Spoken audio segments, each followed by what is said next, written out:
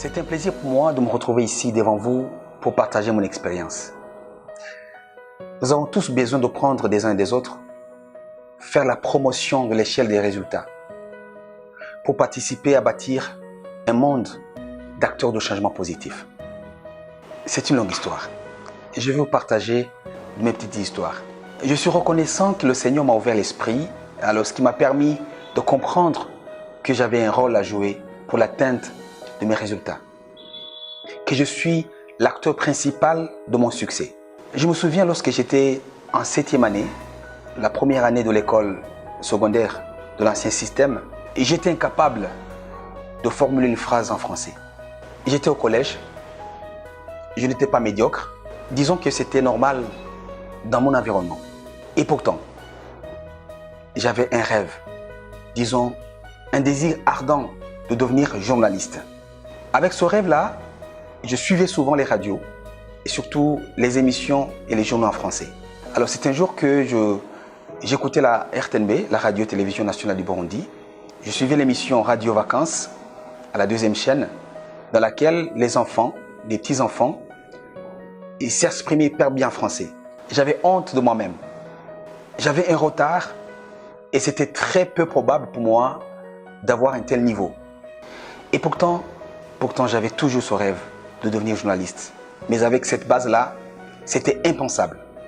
Impensable. Un jour, j'ai pris la décision.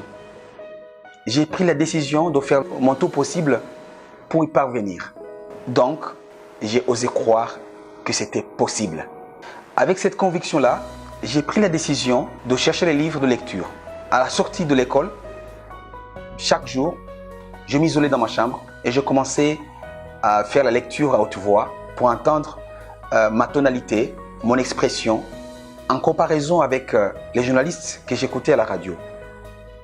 Alors, j'ai fait cet exercice plusieurs fois, plusieurs jours, plusieurs mois, plusieurs années.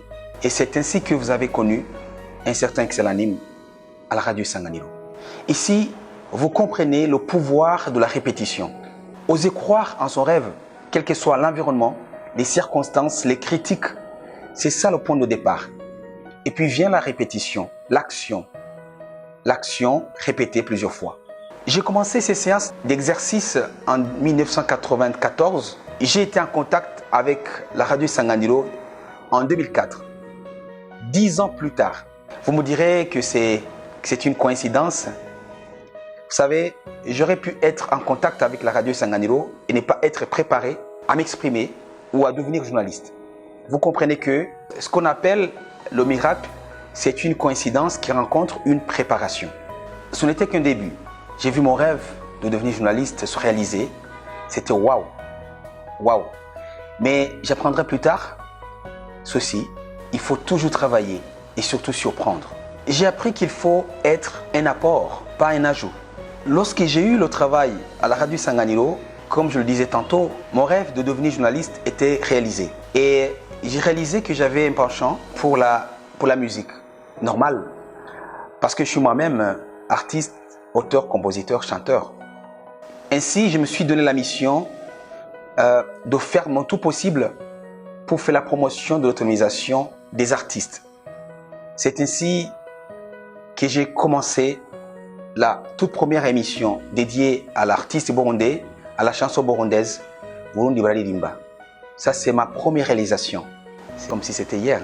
Et 5 ans plus tard, j'ai lancé le premier award radio, Isanganiro Award. Ce sont mes 2 grandes réalisations à la radio, Isanganiro, et j'en suis fier. Pourquoi? J'y ai laissé mes empreintes.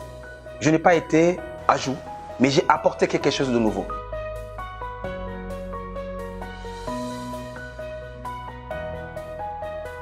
Un conseil, soyez toujours un apport, pas un ajout. J'ai commencé à prester comme modérateur des événements en 2008. C'était lors du lancement d'un festival régional, PAMAWAD, dans lequel j'étais administrateur national. À la dernière minute, on a constaté qu'on n'avait pas de maître de cérémonie. Ça, c'est un problème d'anticipation. On en reparlera prochainement. J'ai animé la soirée comme modérateur. Et à la fin, mes amis m'ont dit que c'était plutôt un bon modérateur, un bon animateur de scène. Je crois que les gens ont identifié ce talent en moi et depuis j'ai commencé à avoir des sollicitations. Depuis ce jour-là, c'était parti. Vous savez, faire face au public est l'une des belles écoles de la vie. La première fois, quand j'ai presté en français, c'était à l'Hôtel Novotel. Si ma mémoire est bonne, nous sommes en 2007-2008. J'ai cassé, disons, j'ai mal prononcé un mot ou une expression en français. Le français, c'est pas notre langue maternelle.